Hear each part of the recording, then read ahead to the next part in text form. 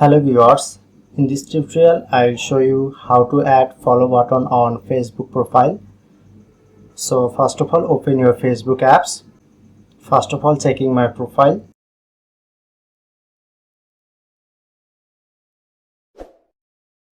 Now profile showing here to add friend option. Now I'm customize this. So go back.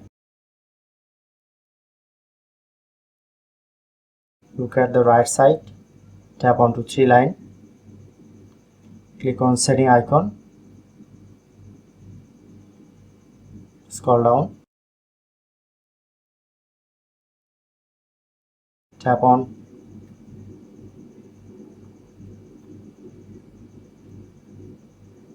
go back.